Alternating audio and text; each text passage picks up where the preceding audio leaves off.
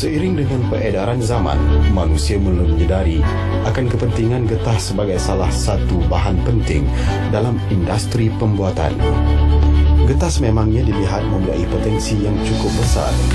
Penanaman getah diakui sebagai salah satu perusahaan jangka panjang yang boleh mendatangkan hasil yang berpanjangan. Jika dahulu industri getah dianggap tidak penting lagi, namun hari ini semuanya menyedari dan bersetuju bahawa industri getah semakin penting dan boleh menjadi pemacu kepada aktiviti ekonomi negara. Harga getah masa kini tidak menentu, menyebabkan lebih ramai pekebun kecil dan anak muda beralih arah kepada tanaman lain atau berhijrah mencari pekerjaan. Namun bagi peneroka Felda, pekerjaan ini masih dan mesti diteruskan bagi kelangsungan hidup yang makin mencabar.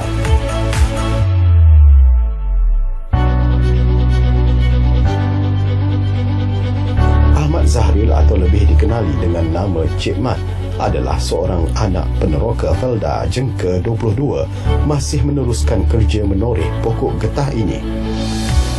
Kini Cik Mat mengusahakan ladang getah peninggalan arwah bapanya yang berkeluasan 10 ekar.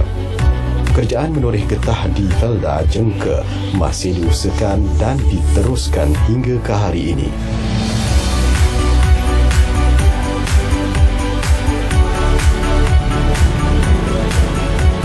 Felda Jengka yang terletak di Pahang adalah salah satu kawasan penanaman pokok getah yang masih diusahakan dan ditoreh oleh peneroka Felda di sini.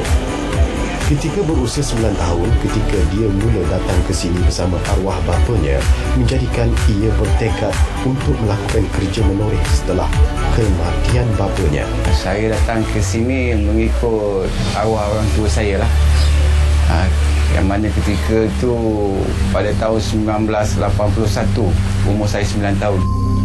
Pada usia 9 tahun, Cik Mat telah mengikuti arwah bapanya dan usianya pada ketika itu membataskan pertolongan yang boleh diberi kepada bapanya. Dan di ladang apa yang saya boleh bantu?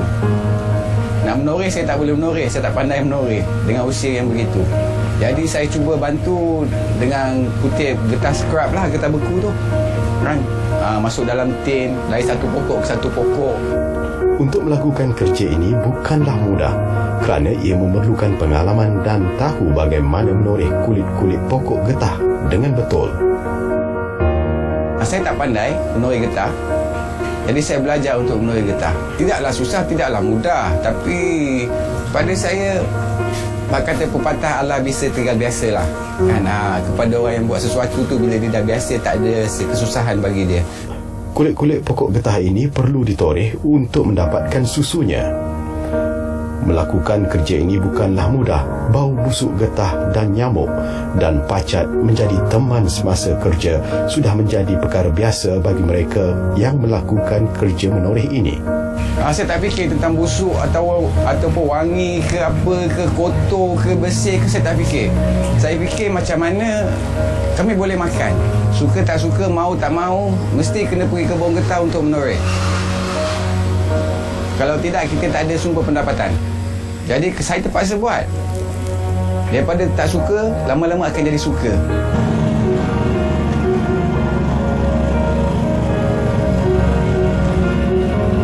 Setiap pagi selepas solat subuh, Cik Mat akan turun ke kebunnya, sama ada menoreh ataupun mengumpul getah scrap.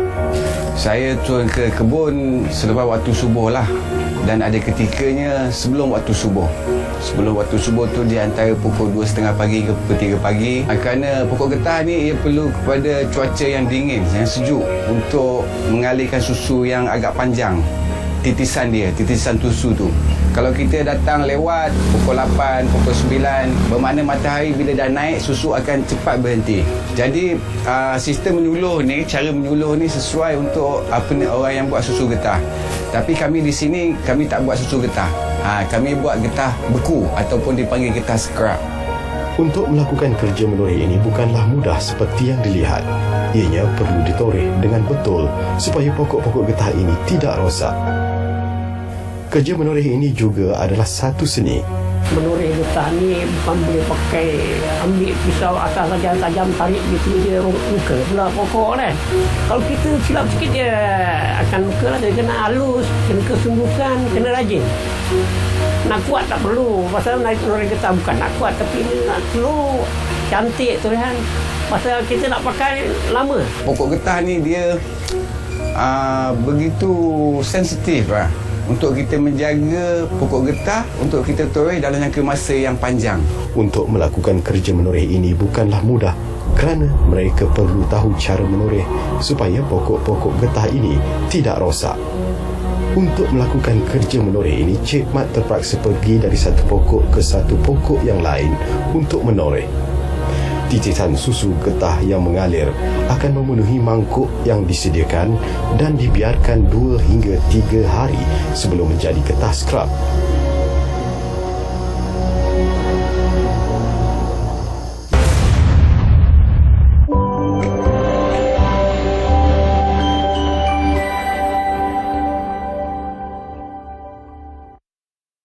Jadi getah skrap ni saya toreh untuk kutip hasil dia dalam 2 ataupun 3 hari menoreh lah. Baru saya collect, baru saya kutip getah beku tu tadi.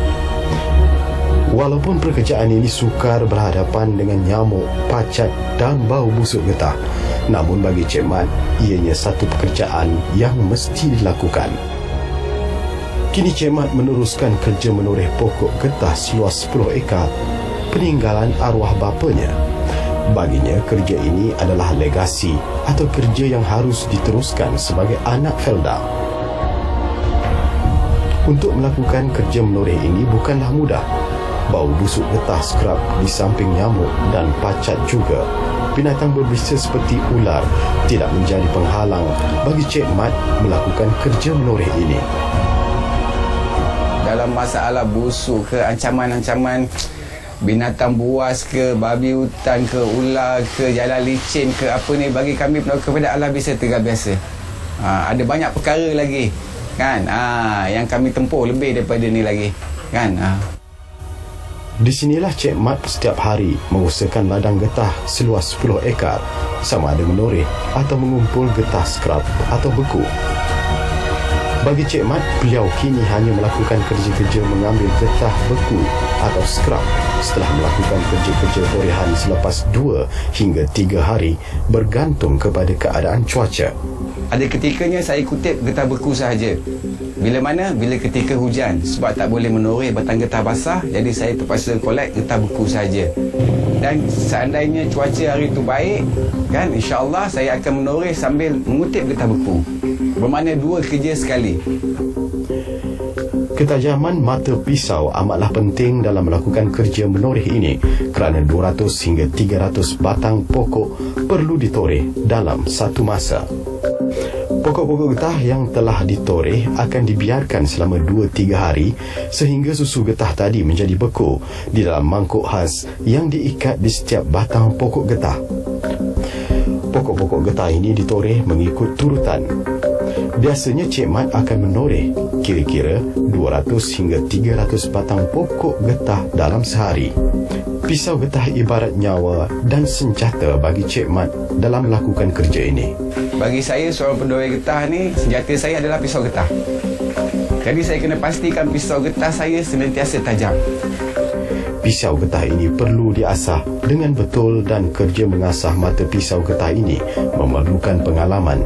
Tapi kita perlu jangka masa yang lama lah untuk kita asah ni. Mungkin dalam 1 jam, 1 jam setengah, kita akan dapat ketajaman yang cukup tajam untuk jangka masa 2 hari. Ini batu licin. Sekarang ni saya guna batu licin untuk melicinkan dia. Jadi saya guna batu kasar. Kita kena tahu apa ni batu, jenis-jenis batu untuk kita menajamkan pisau getah kita. Dia ada 2-3 batu. Ada 2-3 jenis batu lah. Ada batu 500, 400, 600. Ada batu licin. Yang pelicin ni untuk menajamkan lebih lama lah, untuk mendapat ketajaman yang lebih lama. Bila saya letak, dia terus melekat. Dan ini tajam lah bagi saya, kita boleh rasa perbezaan dia. Dengan teknik pengasahan yang betul, kita boleh menggunakan sebilah pisau getah ni mungkin 2 hari ketajaman dia. Bagi melakukan kerja menoreh, faktor cuaca amat penting kerana ketika musim tengkujuh, pokok-pokok getah ini tidak dapat ditoreh dan ini sedikit sebanyak menjejaskan sumber pendapatan penoreh getah.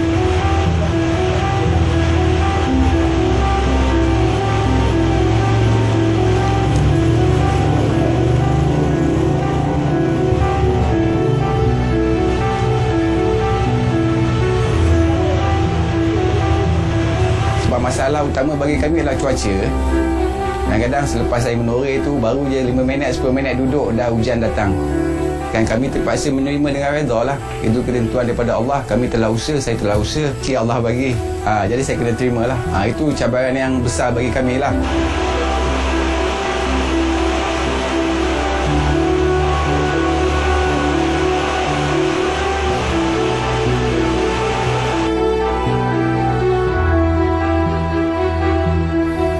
Cik Mat dan Encik Ahmad sangat rapat. Ada ketikanya, Cik Mat menolong Encik Ahmad mengutip getah-getah skrap kerana usia dan tenaga Encik Ahmad tidak sekuat dahulu. Mat ni boleh katakan macam anak saya lah. Sebab dia rumah dia atas kawan dengan anak saya. Dia ni memang keladang dari awal. Okey lah dah. Kira dia memang kerja-kerja kampung ni memang suka. Encik Ahmad Ismail atau lebih dikenali dengan nama Cik Mat adalah salah seorang peneroka yang telah duduk di Felda Jengke 22 ini sejak tahun 1981. Dia juga mengusahakan ladang getah bersama Cik Mat semasa arwah bapanya masih hidup. Kebanyakan penduduk kawasan Felda Jengke 22 masih mengusahakan ladang getah sejak dahulu lagi. Kerja mengutip dan mengumpul getah-getah beku dan skrap ini bukanlah mudah seperti yang dilihat. Susah sekali ngangkat je pasal berat. Berjalan tu dah jauh lah. Sikit nampak gaya kan dari sepokok ke sepokok. Kira kita daripada pukul 7.30 tu sampai pukul 12.30 atau 12 baru siap. Cik Mat akan mengutip getah beku atau getah skrap yang telah beku dari satu pokok ke satu pokok, dimasukkan di dalam baldi dan akan dikumpulkan di satu tempat bagi memudahkan kerja-kerja mengangkat dilakukan. Saya suka 2-3 tempat pot yang boleh selesa memudahkan untuk saya bergerak buat kerja. Jadi tidak perlu terlalu ke depan, tidak perlu terlalu ke tengah. Jadi mudah untuk saya collect hasil saya lah. Pakai kayu tu saya letak getah beku. InsyaAllah sampai bila-bila pun saya akan letak di situ, saya akan himpun di situ. Saya suka 2-3 tempat pot yang boleh selesa memudahkan untuk saya bergerak buat kerja. Jadi tidak perlu terlalu ke depan, tidak perlu terlalu ke tengah. Jadi mudah untuk saya collect hasil saya lah, hasil ladang ni. Saya akan letak satu pot, lepas tu akan cari satu pot lagi. Bermakna bila saya nak punggah tu agak mudah dengan jalan. Biasanya Cik Mat akan mengutip dan mengumpulkan kira-kira 200 hingga 300 kilo getah beku atau skrap dalam sehari. Setelah selesai Cik Mat mengutip dan mengumpulkan getah beku atau skrap ini, beliau akan menghubungi perai yang datang terus ke kebunnya untuk dihantar ke kilang. Biasanya ada perai datang ambil lah, dan kita akan jual terus lah kepada mereka, dan mereka akan bawa ke kilang-kilang lah yang berhampiran. Walaupun kerja ini nampak mudah tetapi sukar dilakukan tanpa pengalaman dan memerlukan ketahanan mental dan fizikal. Kerja ini memerlukan ketekunan dan pengalaman. Hanya mereka yang berminat sahaja boleh melakukan kerja ini dengan mudah dan mereka mesti mempunyai ilmu atau tahu cara menoreh di samping boleh berhadapan dengan bau busuk getah skrap dan nyamuk serta ancaman-ancaman yang tidak dijangka.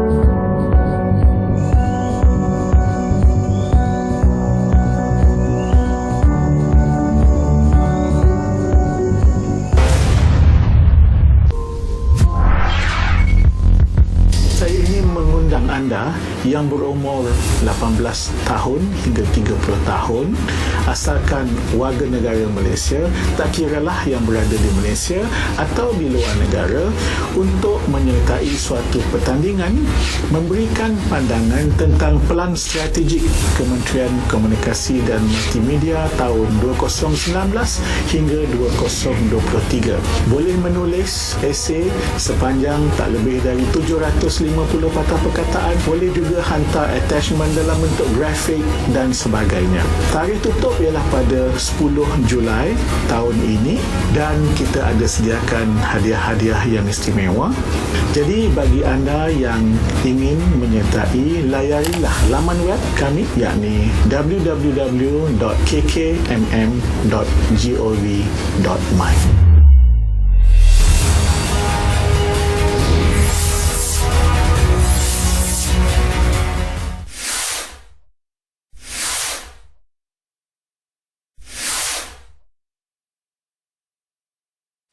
Sepanjang Cik Mat melakukan kerja sebagai penoreh, pelbagai pengalaman suka dan duka telah ditempuhinya.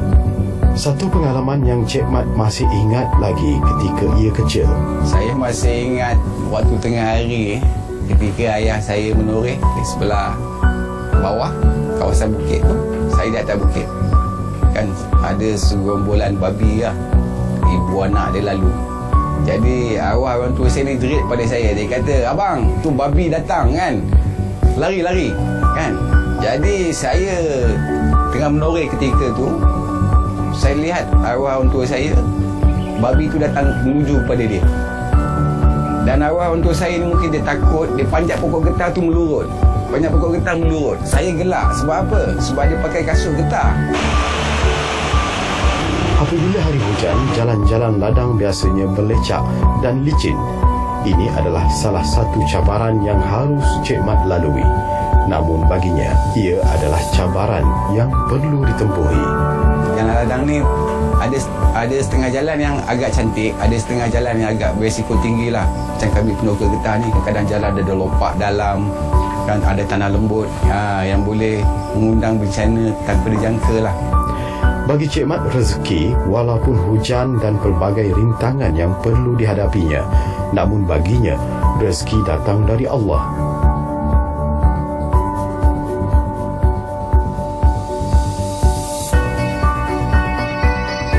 Untuk anggaran income ni Allah Ta'ala je lah yang maha mengetahui. Bagi kami ni seorang penuka, saya ni seorang penoreh getah ni, kan saya usaha apa yang saya mampu. Kan selebihnya hanya berserah kepada Allah Tawakal. Walaupun kejatuhan harga getah dan kedatangan musim penghujung membuatkan ia tidak dapat ke kebun untuk mengutip atau menoreh, kadangkala memberi kesan kepada pendapatannya. Namun bagi generasi sekarang, kerja ini kurang minat dilakukan kerana kebanyakan anak muda sekarang mungkin kerana kerja ini kotor, busuk dan susah.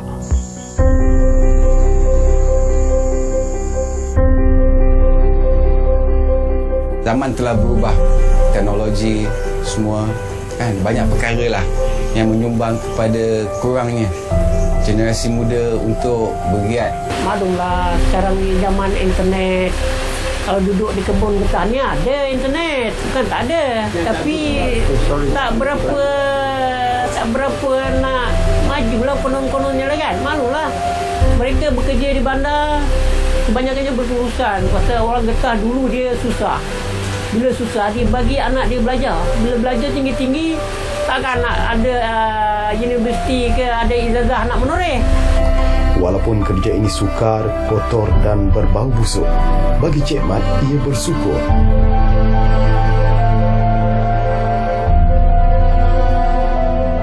Saya membesar dengan hasil titik peluh ni. Jadi hati saya, jiwa saya tetap nak peneroka. Saya mesti sambung legasi ni.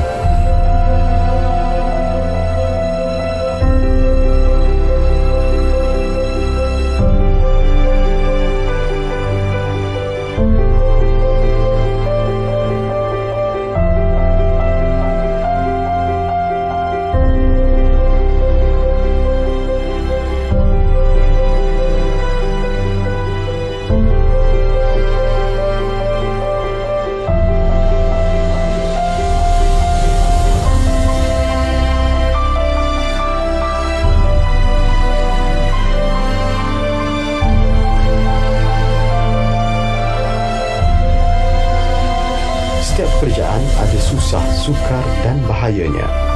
Untuk melakukan sesuatu pekerjaan, apa yang menjadi perkara utama ialah kemahiran dan minat serta kesungguhan dalam melakukan sesuatu pekerjaan.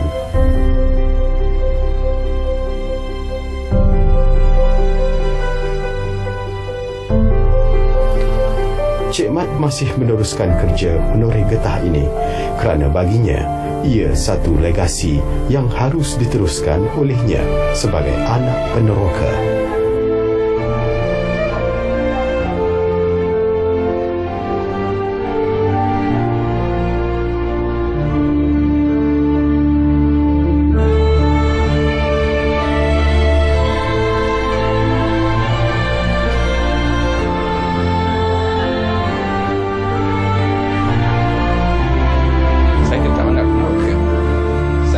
Sambung legasi ni. Kadang-kadang ini perjuangan bapa saya terpaksa teruskan, dan saya berharap lepas saya, anak cucu saya boleh jaga